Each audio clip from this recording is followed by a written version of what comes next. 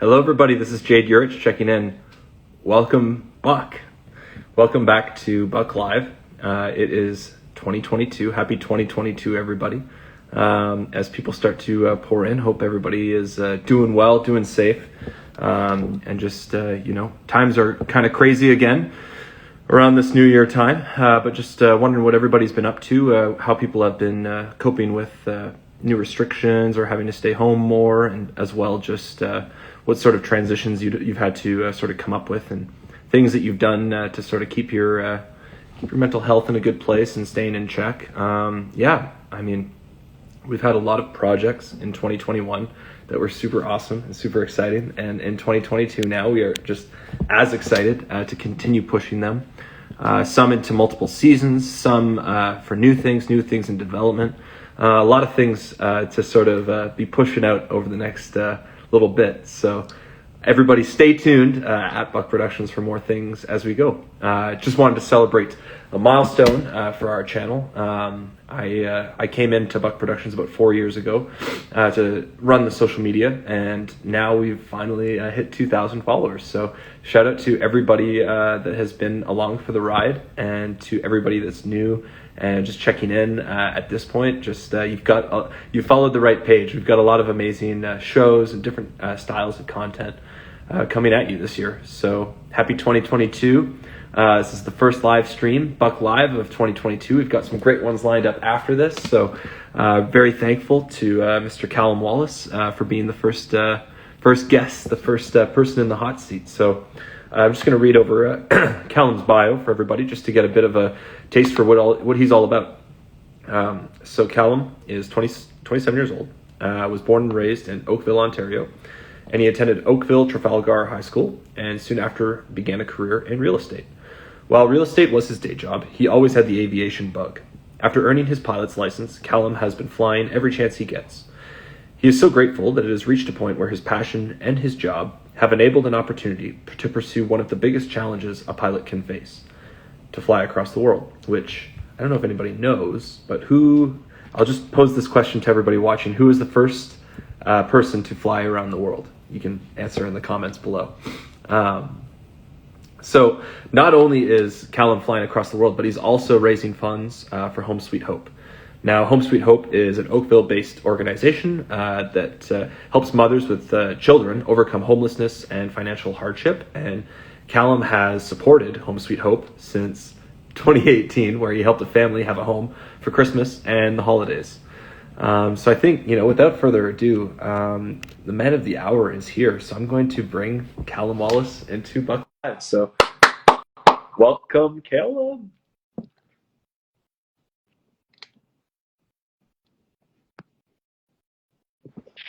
Yo, my man. Hello, how are you doing? Good. How are you? Very good. Thanks for the intro and the nice words. Absolutely. Nobody still has commented below who the first person to fly around the world was. I mean, I know you probably know. You probably know all 100. I know a few of the big names. I don't know if I know the first person, so I'll take a stab at it later. Maybe we'll see if somebody else knows first. That sounds good, man. Well, we got through the first question. Always the hardest one. How are you? But once again, a little bit of a different tone. How are you doing? And how are you keeping busy during COVID? I'm doing well. I've been very busy during COVID. Real estate, as you probably know, is booming. I do a little bit more in the commercial world instead of the residential, but I've seen a lot in the residential about how hard it is right now to be a buyer, and how these prices are just going absolutely nuts.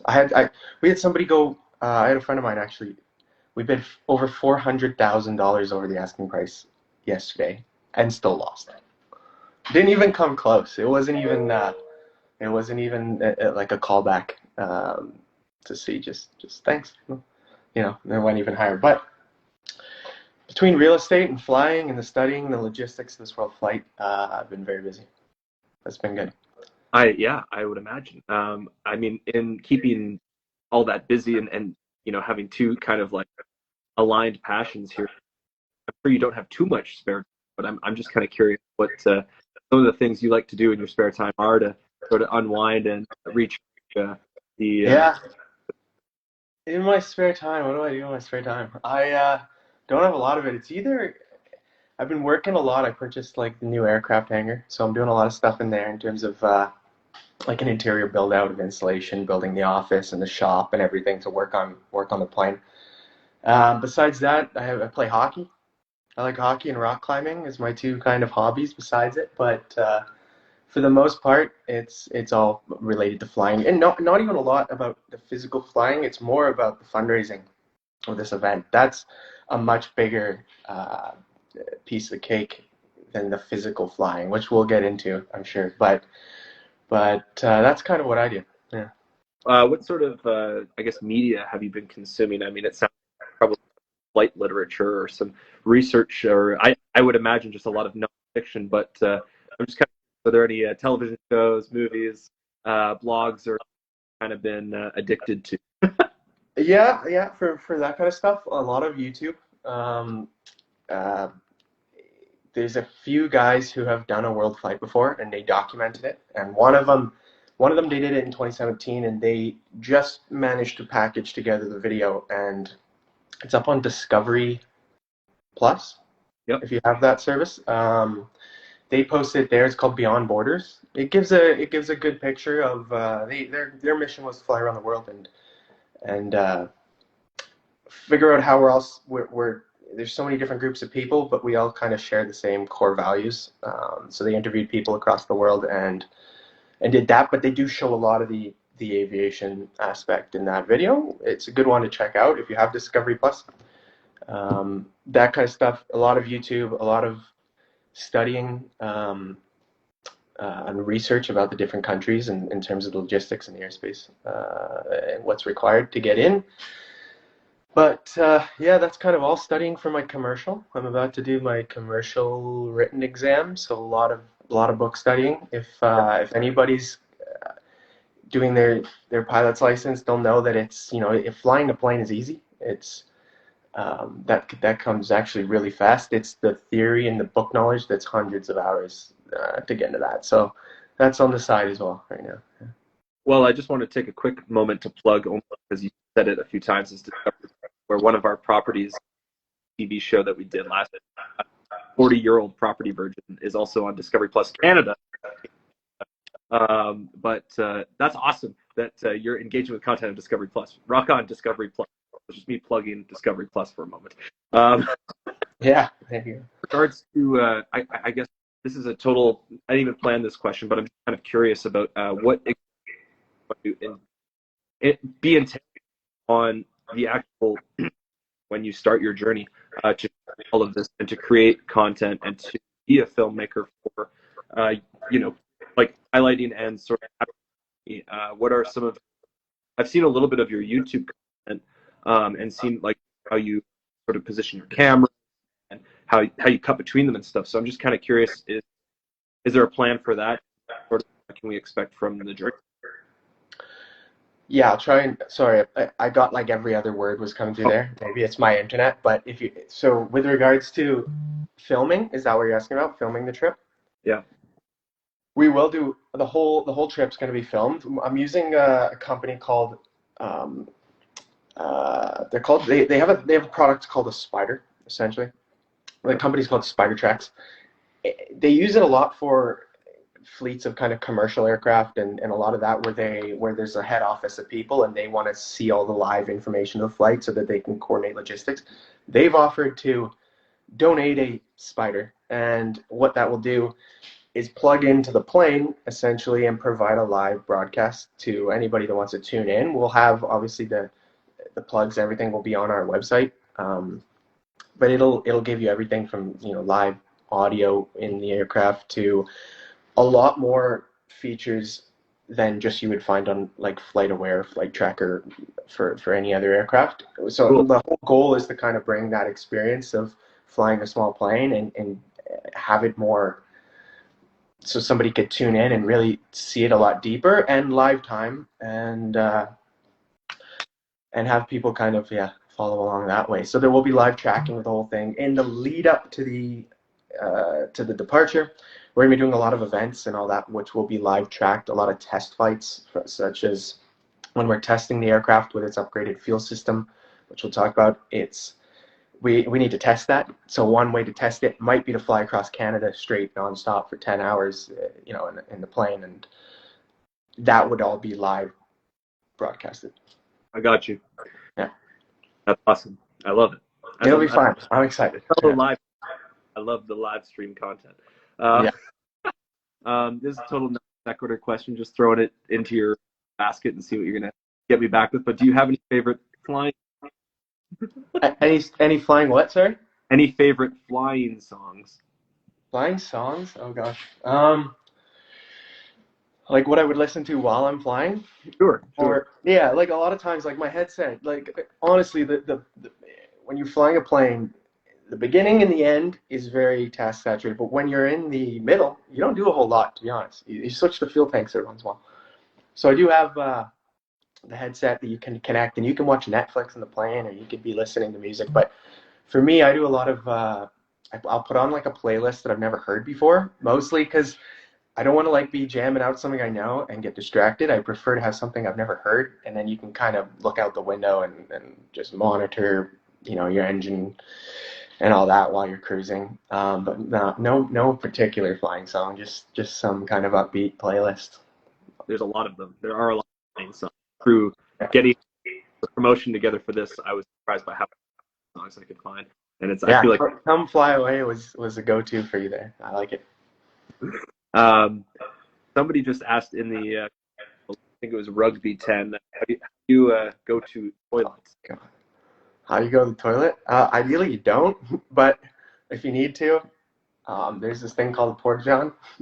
I don't know if we want to get into this on live, but you kind of, yeah, you can go in the plane. It's actually a cool system. It turns it into a rock solid. You can just toss in the back and it's no problem. So there is a way, but it's, yeah, you can avoid it. The people want to know. Yeah, hey, yeah, you pee into the little bag, and then it turns into a rock, and you can zip it up and toss it in the back, and that won't leak or anything like that. Obviously that's a number one, and number two is a different story. They have a thing called coffee time, essentially, which is save your beverage for the last hour of the flight, then open it. Right. That's coffee time. Coffee time is 1 hour remaining. So I'm curious, I'll speak slow so it doesn't what I'm saying. Just make me repeat it if I do. Yeah, no problem. But I'm curious why you started in real estate and didn't start as a pilot and go to aviation school when you kind of finished high school. Yeah. To answer that, like if I probably would have gone straight into the airlines as soon as I was done high school, if that was an option for me at the time. I'm pretty red-green colorblind, so my whole life growing up, like I loved aviation, but I was always told no chance. Like you can't be a pilot if you're colorblind. Right. So I just wrote it off. Never thought of it. Got into real estate, and it was only when I did a real estate deal with a pilot who was at my local airport here. I told him about it, and he was a pilot, and he said, no, you got to go see my aviation medical examiner. And I did, and there's this alternative test, because that the book test where there's a bunch of dots and you read the number in it, no chance I'm going to pass that. But there's another test, and if you can pass that test, Transport Canada will overlook the book test and possibly give you your license. So I went and did it. I went to some office in the University of Waterloo to a professor there who had the test, did the test, passed it 2 times perfectly, and applied and got my medical, essentially. And at that point it was, holy crap, I need to sign up. And probably the next day I was signed up at flight school. It didn't take long. But he's the right person. Yeah, and I like what I do. I don't take away from real estate. Real estate's awesome. I wouldn't trade it. Like I'm not looking to go to the airlines now. Luckily, like my real estate job allows me to fly for fun. So it's all going good. Well, in preparing for a giant journey, I'm curious about what sort of are the steps you have to take along the route, and some of the more challenging expeditions you've done thus far doing preparation. Yeah, so preparation, a lot of the world flight is logistical preparation. It's flying the plane is fairly easy. The autopilots these days fly the plane for you pretty much Right. from when you're 50 feet off the ground to till you're 50 feet off the ground on the other end. You don't need to do much. But for a world flight, it's more the logistical boundaries. Like I'm working with a company called White Rose Aviation, and they're based out of Scotland. They're going to manage a lot of the stops for me that are in countries that general aviation and small aircraft are not a thing. That's the hardest part. If you're in North America, if you're in Australia, or you're in Europe, general aviation is a thing, and it's fairly easy. The rules change a bit, and the way the airspace works all changes, but it's a thing there. Versus so when you get out into some of these other countries that we're going to, like Egypt and like a lot of the Middle East and through Asia, it's having your own personal plane is not really a thing out there, and that's where it takes it's a bit harder to do there. So that's why White Rose Aviation essentially sets up a handler for me, who's a guy that's on the ground, local to the location, who will manage me coming into the country, getting the equipment and the fuel and the oil that I require, having a safe and an easy rest there, and then onwards to the next country. That's a pretty key point. In regards to the set date of when you plan to leave, and obviously the global crisis we are going through, what sort of, I guess, factors play just with COVID and going to Yeah.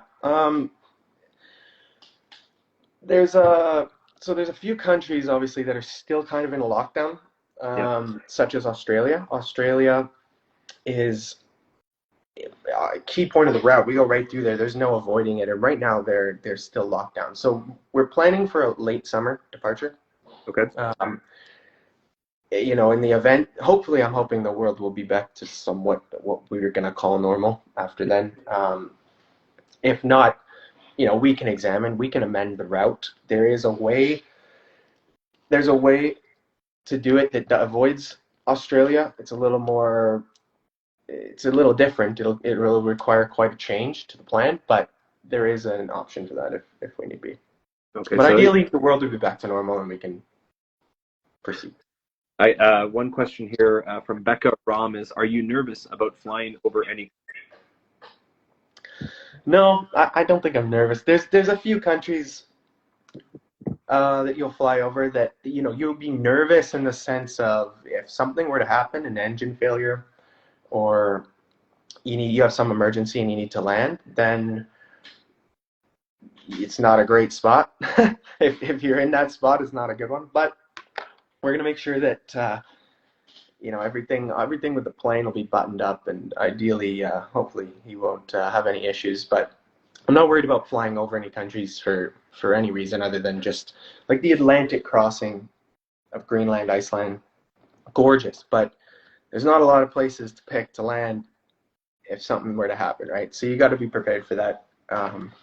Same with when you're flying over maybe like the Middle East. It's there's some areas that you wouldn't want to land just because it would take so long for people to get to you or find you if that was the case. But no, in general, there's bigger fish that I'm worried about than flying over certain countries. That's good. Where are you? This is from Rachel Copeland. Where are you most excited to visit along your journey? Most excited to visit would be, I'm most excited for that Greenland Iceland leg. I think that'll be the most beautiful. It'll be the most dangerous probably, but the most beautiful for sure. Other than that, probably I'm excited to stop in Egypt, and then I'm excited to get to Australia. My favorite part, which I'm excited to talk about on here, will be the Australia back to California. Yeah. That portion of the flight will be pretty crazy. You're going over huge spans of water. So that to me is more scary than overflying any country, because obviously you're putting it down. You're gonna be in your raft until somebody finds you. But knock on wood, that's not happening. But that's Australia up to Hawaii. It's 99% water. You're flying over on these 6 to 8 hour legs. That'll be fun. That's what the 8 hour leg. It's what, sorry? The average would be about a 6 to 8 hour leg each time. Yeah, I would say the average leg on the flight is about 6 hours long. Okay.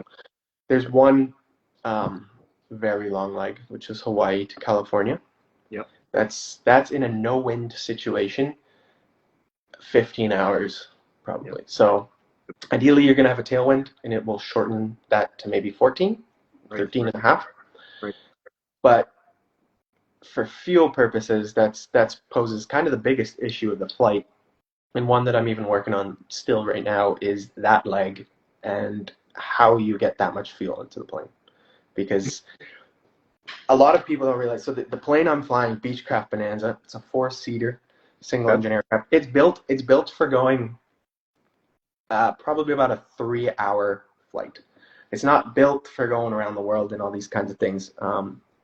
So we have to modify it, and part of that is fuel. We essentially remove the tips of the wings. So the wings, a lot of people also don't know, so I should say that the fuel is stored in the wings. I don't know if you knew that. That's where the fuel is. We're going to remove the tip tanks and remove the tips of the wings and install these things called tip tanks, which hold more fuel. And we can we can burn down the fuel from the wing, flick a switch, and feed back more fuel into the wing. Right. Those tip tanks will increase my range to about an 8-hour range. And that's total 8-hour range. So that includes all your reserves. You wouldn't fly somewhere that's 8 hours, because if you didn't get there for some reason, or there was a wind that you didn't expect, you're not going to make it.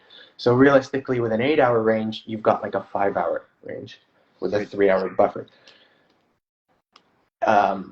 So obviously the 8 hours, we need to increase that. So what we're going to do is we're going to remove the back seats of the aircraft and install another fuel tank in the back of the plane. And it's a company out of Australia that makes these. It's called a Turtle Pack. We're going to feed that into one of the wings, and then when it's in one of the wings, so then as we're burning off of one wing, we can fuel up the other wing, and then vice versa, we can switch. Okay. So that'll bring us up to about a 12-hour range. So then we still have the big leg to sort out, but the answer is put in another fuel tank. So we will do that. Yeah. It's quite, it's quite a lot to figure out, my man. I commend you for to innovate and to make. There's a lot of questions that people think, but I think one of the main is like, how are you able to make these modifications? You have a team, you have a crew that is dedicated to this. So maybe just touching on what got into where you got the Beechcraft originally, and just sort of where you're bringing it to make this trip possible. Yeah, so I bought the Beechcraft Bonanza in June of last year. Since then, it's been down a lot for all the maintenance that I'm doing to it. So we put in a new engine. The engine was made by Aero Recip. They're out of Winnipeg. Yep. And I went and visited their factory and everything while my engine was being built. It was pretty cool. I got to see it, and I got to see it get put on like their dyno, their test cell, and everything. And so they built me the engine. That's back now, and it's installed in the plane. There's a new propeller that's came. That's I bought this one. It's half carbon fiber, and if you think about it, any weight that I can take off, it allows me to have more weight I can add in fuel. So everything nowadays it's all fuel in mind. But so we're putting that on. Then we're upgrading the avionics, which is everything from your main 6-pack display, your attitude indicator, and all that to the autopilot. There's places like when you go to India will say it's clear skies. There's clear skies, but realistically, with the haze and the fog, you can't see more than a mile or two away from you. So you have to be able to fly the plane blind until you're 100 feet off of the runway at the other end. Now, I'm trained, and you can hand fly. I could hand fly and approach here, no problem to minimums. But there's a bit of a difference when you're flying here. There's no language barrier, or there's none of that, right? So when it's key to have a good autopilot that can fly those approaches for you, so that you can be focused on speaking and communicating and monitoring versus hand flying. Right. So we're doing avionics upgrades. We're doing paint because our corporate sponsors are going to be branded onto the aircraft. You'll see a nice Buck logo on there. Don't worry. We got just the spot for you. yeah, that's about all. And then over the next while leading up to the trip, I'm gonna do the whole put probably 200 hours on the plane prior to the flight, because that statistically, if there's anything wrong with the plane or with the engine or anything like that, it's gonna show up in the first 200 hours. So it's important to fly those. Right. Um, yeah, in terms of the aircraft, that's about where we're at. And so you're going down to two seats. Is there going to be anybody else with you on this? On this Yeah, I'm hoping you would join for a leg or two here. live the whole. Yeah, there you go. Yeah, no, we're going down. We're gonna go two seats. Yep. There will be some people I think joining for a couple legs. I haven't figured out exactly the plan for that yet, so I won't say anything. But We'll be having a giveaway. Just yeah, we're gonna all these legs. give away or we'll raffle off a leg. We'll pick a nice leg for that. But yeah, Nice, man. Awesome. Well, I'm excited just to continue, obviously, hearing more about it. You share more, and just so everybody knows, we at Buck Productions created a really sweet campaign video with you that you dropped today around the afternoon, and so everybody should go check that out. Get more information as well. Get a really nice sort of visual exploration of what you're doing, and I think there's a few more questions that people are posing. There was also one line from Sean here. Hello, Jade. It's Sean. Instagram. I don't have Instagram. Callum, you are a legend. So we can all echo that sentiment, but a lot of people are volunteering as tributes. I have a lot of people that are down, so that's good. there you go. Yeah, I mean, like we've kind of gone into some of the factors about like how the pandemic could affect it, and what it's going to be like traveling all over the world. It's really interesting to hear your perspective on it, and sort of like some of the potential issues that could arise. I'm curious just what it was like creating a video ad and being there, and yeah, like the process of what that process was like. Yeah, you're asking the process with Buckstar is breaking up again. It was great. Honestly, we shot that video like in late fall. We had Brad on site and Chris. They're both fantastic to work with. We, I've never done anything on camera. This is like a first for me. Even its live stream's a first for me. So they managed to make me look somewhat decent, which is a start. And I think they captured a lot of good shots. We're there for a 12-hour day. They're very creative in terms of like the B-roll. Like when they came up with kind of angles and shots, some of them are pretty wild. It's one thing if you just watch the video, you'd be like, yeah, it's a good video. But if you go back and look at some of those shots, they're really cool. They capture some things that you'd never really expect. But overall, like it was a great day.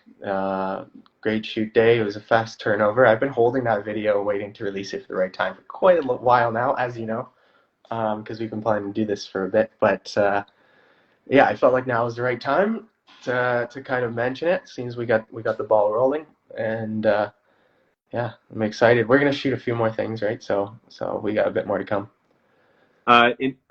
In the aspect of filmmaking for you, I'm just kind of curious about, I guess, your own journey in that, and sort of what is the story that you want people to sort of get from all of it? To watch, I want to do a couple things. Like obviously my there's a goal behind the scenes to open up general aviation and show people how kind of accessible it is. I don't think people realize how easy it is to just get in a plane and go up. Like not speaking financial terms, obviously there's a bit behind there. It's not as expensive as people think, though. I think people assume you need millions of dollars. I purchased my first plane. I had a Piper Arrow. I purchased it for $75,000, Okay. and that I did. If you're speaking about hobbies before, I should have mentioned my hobby before I got this medical allowing me to fly was I purchased and kind of flipped houses. I did two of them, and it was on that second one right when I was about to sell that is when I got my medical. And that's all it took was two houses in Hamilton to make that $75,000 profit, and you were able to buy an airplane.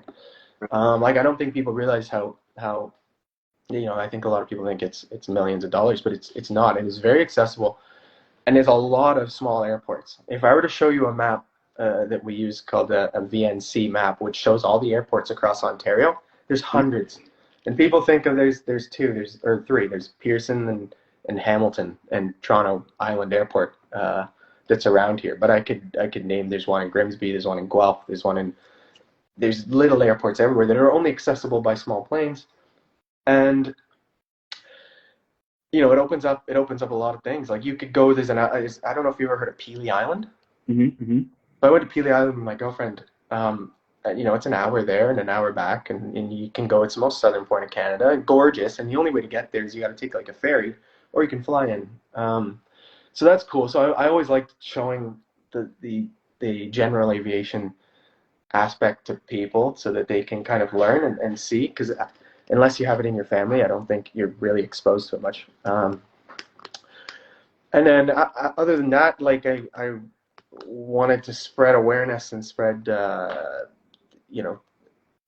want people to see what Home Sweet Hope does. We haven't talked about them yet. Home Sweet Hope is the charity that I'm supporting on this world flight. I got to know Home Sweet Hope where I was first introduced in 2018.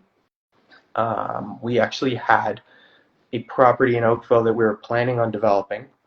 So it was sitting empty, an older house, and we came across one of the families that was in the Home Sweet Hope program, who was a girl about 26, I believe she was, and she had 3 kids, and she was homeless.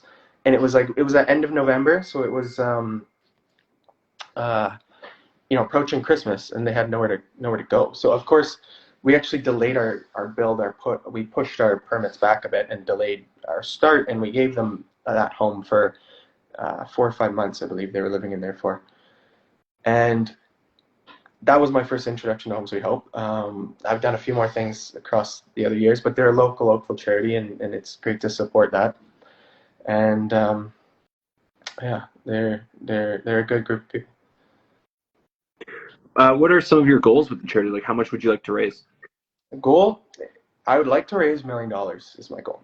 Yeah. I think this event, something of this magnitude, has the potential to raise that or more. Yeah. We have a lot of time before the event, before the flight. We're going to have a lot of events across the next while until the departure, which will all be fundraising, and building capital for Home Sweet Hope. And then the flight itself, we're going to have events along the route at key points. And that's like our corporate sponsors. For example, my company that I work for is Anglo Vokers. They are being one of our corporate sponsors, and their headquarters is in Germany. So maybe that we're going to plan an event in Germany when we get there, where we'd fly in to the local small airport and host an event. So there's quite a lot of depth, I think, to this over the next year. It's not, flying the plane around the world is 2% of what there is to do. Mm-hmm. But it's all exciting. So yeah. Well, I mean, just in regards to, Sean was back a few weeks ago doing all the stuff with Iran. All of the proceeds going to Flight for Hope for Home Sweet Hope. So I guess I'm just curious about a few of your thoughts on just the charity and what it really does accomplish. I guess to go a little in depth, but not too in depth on just what you've seen it change people's lives. Yeah. So the charity. Sorry, I should have touched a bit more on the charity.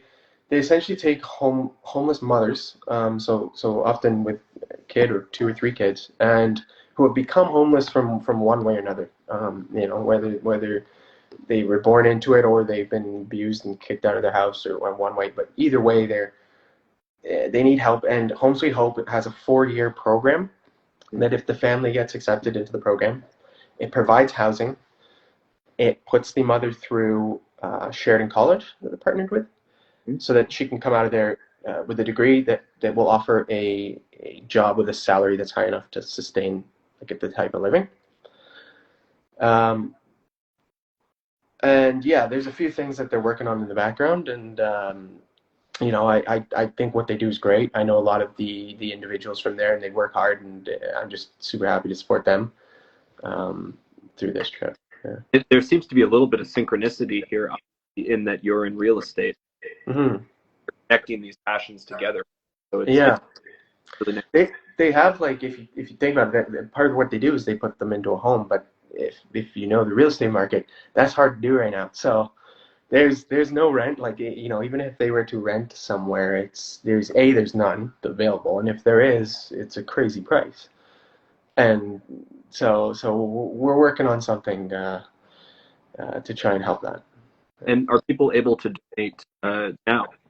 They are, yeah. You can go to the website flightforhope.com, and you can there's a donate tab there, and you can donate through there, or you can e-transfer donate at flightforhope.com, or you can email me if you're interested in, like, a package where there's a sponsorship option or a partnership. Yep. There we have brand deck, and if you email Callum at flightforhope.com, I can send that over and we can discuss that further. Do you take Bitcoin? Not yet, but we should. Yeah. I was just throwing that out there. Yeah. A few of the questions in the comments were, how many stops are you making and how many countries are you visiting? Sorry, how many stops am I making and what? How many countries are you visiting? So countries, we're on the route currently is 25 countries. Okay. There will be a lot more stops. So every time, whenever I'm to fly into another country, even if that's the U.S. right across the border, you have to fly into a port of entry, which oftentimes means an international airport. So you will always be, every time I arrive in a new country, I'm kind of going to the big international airport. Oftentimes, I flew into, even flying into Winnipeg. It's kind of funny because I'm there in my little plane, and they say, okay, you've got like a Boeing 777 up your ass. Can you move it? So that's always fun, flying into the big airports. And then from there, though, you can kind of diverse out to the smaller stuff, such as when we fly to Australia. We're coming in from Malaysia into Australia, and we're gonna land at the top. What is that? Perth. I think it's Perth. We land in, and then you can hop across all the little airports all the way down the coast, and it's so there'll be quite a lot of stops, but there'll be about 25 countries. Nice. In regards to the learning process and having valuable mentors to sort of guide you along your path, I'm just curious that you've had, or the role that mentors have had for you, and any sort of tips that you're able to gain from them that you're going to use come the summer. Yeah, for sure. I have one big mentor. He's going to be in our next Buck video, I'm pretty sure. His name is Chris Elger. Yep. And I actually met him because when I had my first airplane, he was my neighbor on the Burlington airport. So I just got talking to him, and I learned that he did a world flight in 2014 for sick kids. So he supported sick kids. He had a partner, so they did it as a dual crew. Yep. And actually, they flew around the world 1.5 times. They did two. They had one fundraiser here, and they had a fundraiser also in the UK. So they did an Ontario, Canada world flight and a UK world flight. So they ended up doing 1.5. But they have a lot of good experience and a good connections, and they kind of know, how certain things need to happen, such as Christmas Island, which can be another point here. As I was saying, one of the parts I'm looking forward to is Australia up through California, which is basically long spans of water and island hopping my way up. And there's one place you stop called Christmas Island, which is a tiny little island in the middle of nowhere. There's no fuel there. So about a month ahead of time, I need to load 2 big oil barrels of avgas, and ship it by boat to that island, so that when I land there, I can fuel up to make it to the next stop. So they kind of they know the guy that's on the island that can manage that fuel for me. So it's really Chris. Chris is a fantastic guy, and has been a huge help for me with that. They were my introduction to White Rose Aviation in the UK. Yeah. So when you're working in real estate right now, are you daydreaming a lot about flying, or are you just kind of turn it on? Yeah. Yeah, I mean, real estate, like, obviously, like, I fly for fun, so real estate always comes first. But there's nothing better than flying. It's like you get like a piece out of it while you're up there. You do a lot of there's a lot of weekend burgers you can do where you fly from Burlington up to Perry Sound and grab lunch and come back. So I'm excited for all those in summer to come around. Winter flying, it's it's cold.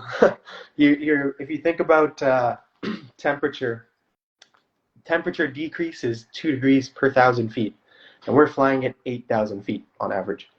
Okay. So whatever temperature it is here, it's about 16 degrees colder when you're up there. Um, Now you do have heat. I'm not saying it's great. It's not. Some systems are better than others, but there's heat in the plane. But if it's 0 degrees on the ground, it'll be minus 16 at cruise. So Right. winter flying's could be better. The performance is good though. Yeah, I don't know if you know, the air is denser in the cold than it is in the summer, so you get a lot better performance. Your climb rate, everything is much better. But other than that, it's not great.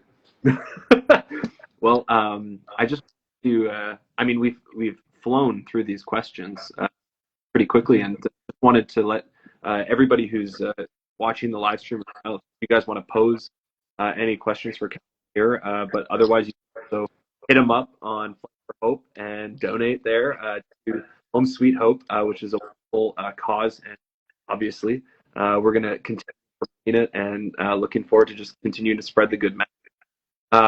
In this moment, Callum, is there any shout outs that you would like to give? Yeah, of course. We have a few corporate sponsors, right? With Buck Productions being one. We got Black Dog Developments. They're a local Oakville company that develop a whole bunch of properties. So you can find them on our website too. If you go any of these sponsors, if you go to our website and go to the partners page, they're all clickable links. You can go through to the website. Angle Volkers, my company, is sponsored, and we have a few more that are onboarding currently that I'll hold off sharing for now, but you'll see those guys soon. What? Sorry? Keep your cards close. Yeah, exactly. I don't want to share too much too soon, but no, it's all really exciting. Maybe we could do a couple of these and as time goes on and update that kind of stuff. But thanks so much. Yeah, Callum, you are welcome anytime, my man. This was a very informative evening, and I'm looking forward to learning more about the process as we go along. So I think with your YouTube content and just the way that you can caption things and explain what's going on is something that I think is really cool to learn about. And this is a journey that there's some danger in it too. So kudos to you for taking this on. This is a wild thing to do. Thank you. We at Buck are 100% got your back, my man. Fantastic. Well, I got to get you up in the plane soon. You'll come for a ride. We'll go do a Toronto City tour. That sounds good. We'll do a live stream. There you go, from the plane. I like it. I won't go on airplane mode. No. All right, man. Well, all the best, and everybody go check out Flight for Hope and support this awesome cause. Yeah, thanks for having me, Jay. Appreciate it. My pleasure. It was my pleasure. Take it easy. Have a good night. You too.